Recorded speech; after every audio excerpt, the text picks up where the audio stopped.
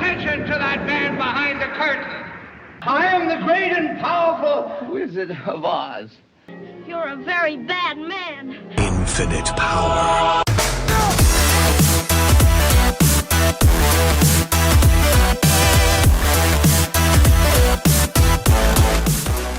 Hello and welcome to a brand new series here on XJW Silent No More. Now, if you are familiar with my personal story, then you will know that I once served as a ministerial servant as one of Jehovah's Witnesses. I had various parts on the assembly and convention programs, and so got to go sort of behind the curtain, as it were, and see some of the inner workings. And this series is just designed to share some short sort of stories about what I saw when I was Mr. Super Spiritual, working towards becoming an elder, so to speak. So yeah, there's going to be a few stories here. I don't know how many I have to share, but we'll get started. And one of the biggest things that I want to introduce you to is a certain man who was in one of the congregations that I was in. His initials are BK. And for the purpose of this series, and there's going to be a few stories about him, I'm going to refer to him as Burger King, because this guy really seemed to think a lot of himself as Mr. King shit when it came to what goes on in the congregation. So while I won't name him outright, I will refer to him as Burger King because I just find it fucking hilarious. So the first story that I'm going to share in this series, this has to do with this Burger King individual. He and I used to do the congregation taxes together year after year. Now, there are accounting processes that are in place. There are instructions that are given to the elders on how to manage the books for various congregation bank accounts and so on. Now, I wasn't a ministerial servant yet, but because I was good with Microsoft Excel and was able to create spreadsheets that could calculate ranges of cells and total things up and so on, he used to ask me to come over to his house and help him out. And what would follow would be a lot of hours of sitting in front of the computer, going through the different months of the calendar year, tallying things up, putting them into the spreadsheets, making sure that dollar for dollar everything would add up. Now, one thing I want you to know about Brother Burger King is that he was seen by so many in the congregation as this mild-mannered, very spiritual, wonderfully humble brother who you wanted to imitate and be just like. He was the epitome of Mr. Spiritual. He served as an elder. At one point, he was the congregation's only regular pioneer. So, you know, he was the guy that you wanted to be like. And oh, his wonderful wife, Mrs. Burger King, well, she was super quiet and demure, and she would also be super duper supportive of him and everything. She never ever questioned anything he ever had to say, never challenged him, because after all, he was the head of the household, right? I think I feel a little bit of my lunch coming up as I talk about that idea of head of the household, but you get the picture. For anybody who used to be a Jehovah's Witness, you know exactly the kind of person that I'm talking about.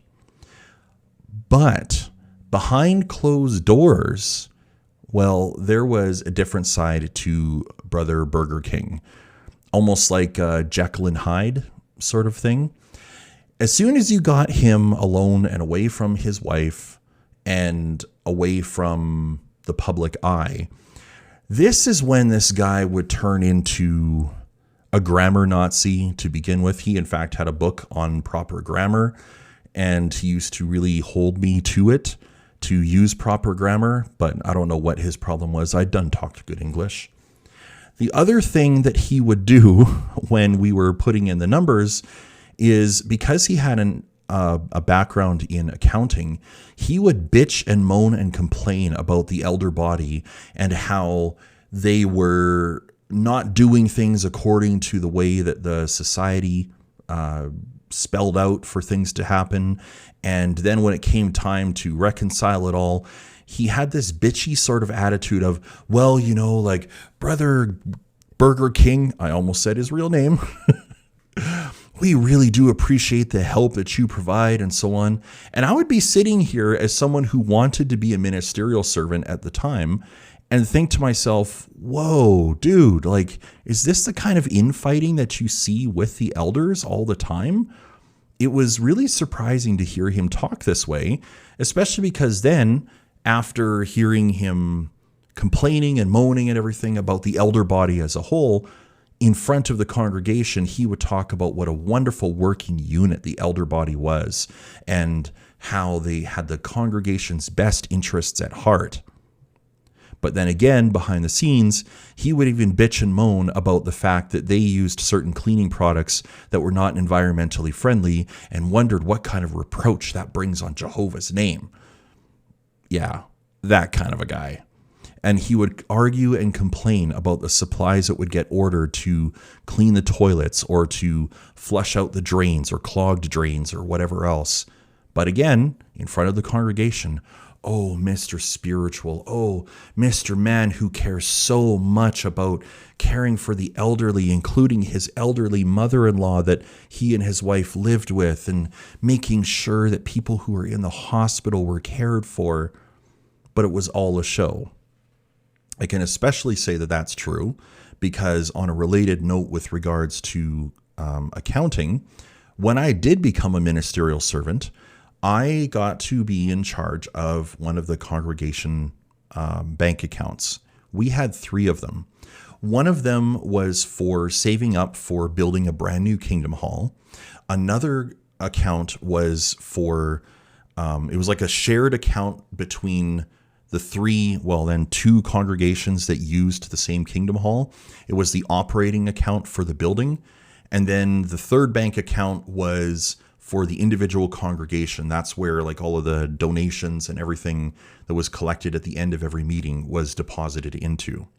Now, he was in charge of the project account for building a new Kingdom Hall, saving up.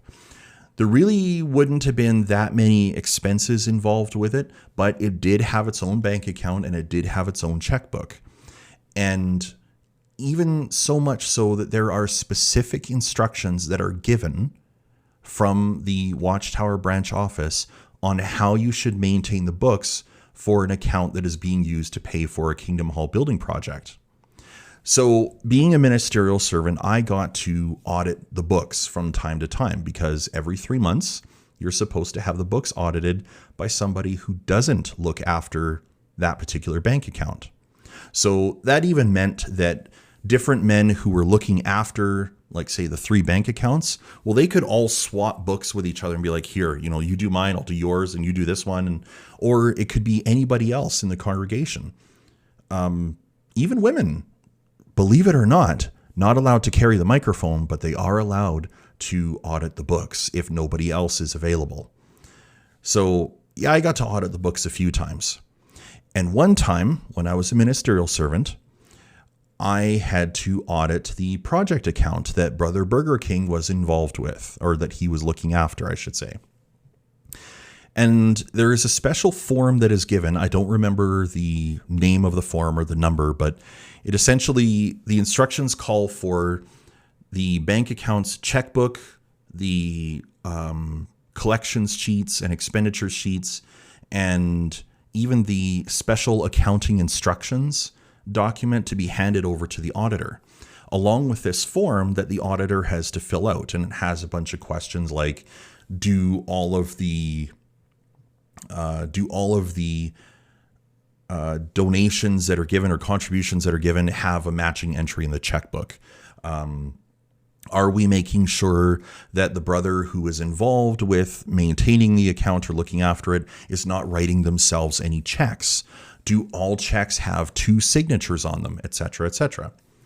Well, when I was looking through the project account, there were a number of things that I found where it's like, no, it's not actually being done according to the instructions given. And one of the questions on the form specifically is, are all of the instructions on form S whatever being followed to the letter? And it's a yes or no question. And there's no matter of like, if, no, explain why. It's just yes or no. Well, to be honest, I had to answer no. And I handed the forms back and everything else and thought nothing further of it. Until a couple of weeks later, I get hauled into the judgment room, the library, the B school, whatever you want to call it. And Brother Burger King has a huge problem with my responses on the audit form. And behind closed doors, he is literally yelling at me for filling out the form honestly. And he said, "You tell me what I'm doing wrong," and on and on and on. And I said, "Well, the instructions specifically say blah, blah, blah, blah, blah." I said, "And what I see in the checkbook doesn't match the kind of bookkeeping that is said that you have to do." And I said, while the checkbook seems to balance out at the end, the numbers along the way are not matching on the forms and in the checkbook. So I said, no, I can't honestly say that all of the instructions are being followed. And he just starts yelling at me and the coordinator of the body of elders, and he is just irate over this. "I don't want to be seen as someone who's not following instructions and blah, blah, blah, blah, blah." And I'm just like, well, I don't know what to tell you. All I can say is this is what the form says, and it's not like there's any room for explanation. And the coordinator says, "Well, Brother Burger King, do you want to explain, like, why it is that you're doing things differently?" And he explains it. And he says, "Okay, so Stefan, do you agree that, everything balances out in the end?" I said, "Well, yeah." I said, "It's just not according to the instructions." So, I still have to say, like, no, it's not being done how it's been spelled out for us. Well, needless to say, I was pushed and pressured into actually changing my answer and answering yes and initialing it and signing off on it. Now, bear in mind, the problem with this is that the bookkeeping is a matter of public record, especially because of the fact that they are, in Canada, every single congregation is a registered charity, and therefore their books are open to scrutiny at any time. And so here it is, I have my name on a form that says, yep, everything is above board and being done how it's supposed to be done, when I bloody well knew it wasn't. They pushed me into lying. So honest in all things.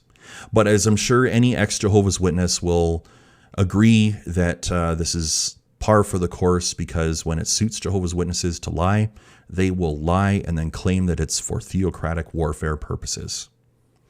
Anyway, that's the start of some of my stories from behind the curtain. There are a lot more. As they come to me, I'll record new episodes. If you like these stories and you want to hear more of them, let me know in the comments. And yeah, we'll talk to you again soon.